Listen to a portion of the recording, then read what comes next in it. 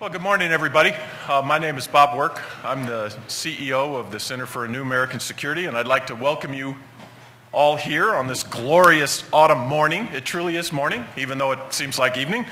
As we're going to discuss one of the things that I think is one of the most pressing national security developments for the United States and its Asian allies, and that is the shifting military balance in East Asia.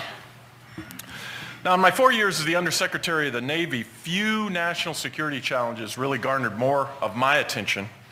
And I admit it wasn't a lot of attention because the Undersecretary doesn't spend a lot of time on strategic issues. It's mainly an inside the building.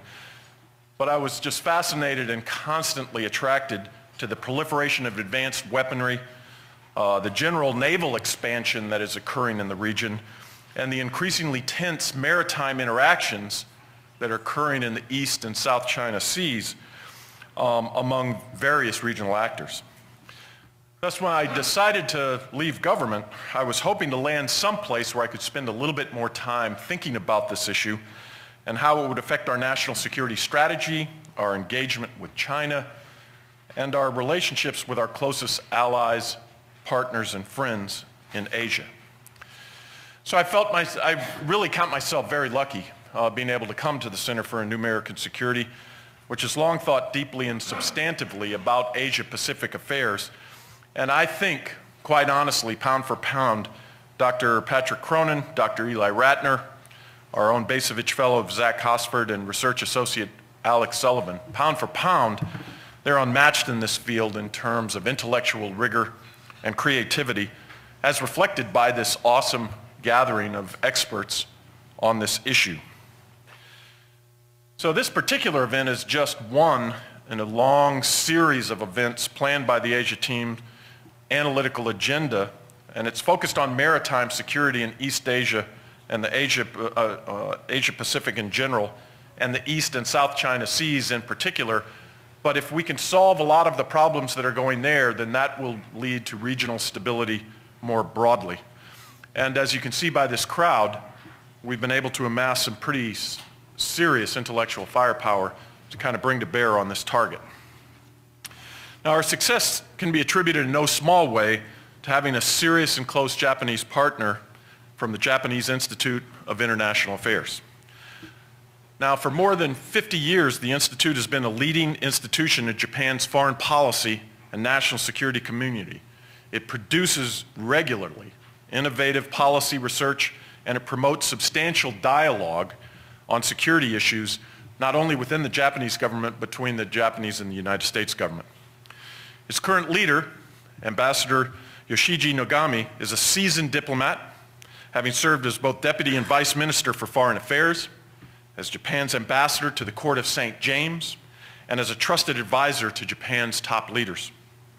He and his team have been absolutely instrumental in helping us to organize this conference, and we look forward to hearing from you, Ambassador, and his colleague, Mr. Tetsuo Kotani, later this morning.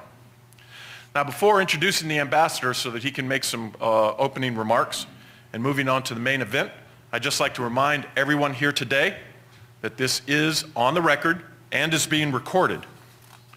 The first session, which is going to be moderated by our own Patrick Cronin, will first explore the shifting military balance and strategies of the United States, Japan, and China in and around the East China Sea, and more broadly, the East Asian littoral. The second session, which will be moderated by Ambassador Nogami, will then ponder the role of the United States-Japan alliance in trying to preserve stability and peace in these very tense areas, and indirectly, as I said, the entire East Asian littoral. And then Dr. Kurt Campbell, who is the chairman and CEO of the Asia Group, and we are quite blessed to have him as a co-chairman of the board at CNAS. We'll wrap things up and try to put everything in strategic context. So I'd like to thank you all again for coming this morning. I know you're all busy. I hope you find the discussions intellectually stimulating and thought-provoking, and I'd like to introduce Ambassador Nogami.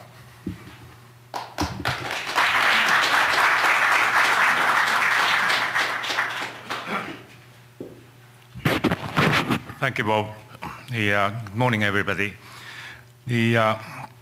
First of all, I would like to say express the appreciation to Bob and Patrick for organizing this very meaningful seminar this morning.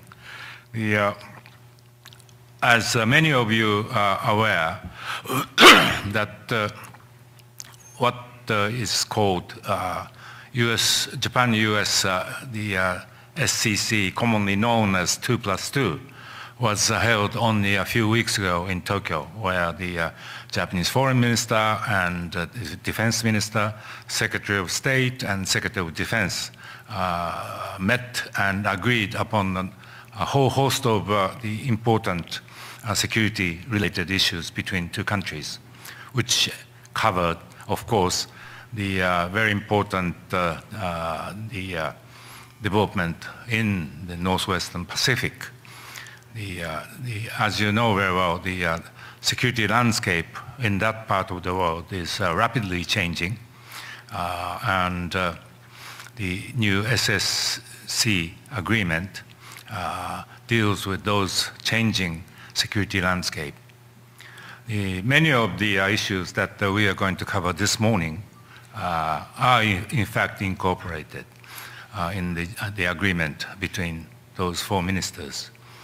The two governments are expected to come up with the new defense guidelines by the end of next year.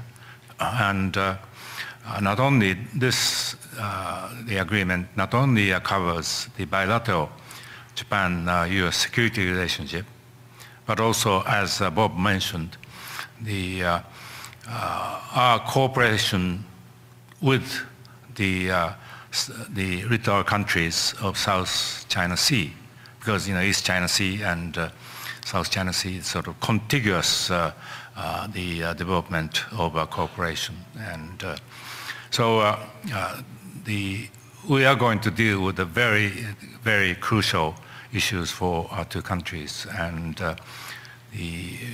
due to the limited time available for us this morning, we only have 3 hours to cover all these the huge issues. And so without much ado, I would like to once again thank the cooperation extended from a Center for New American Security, and let's move on to the agenda item straight away. Thank you very much.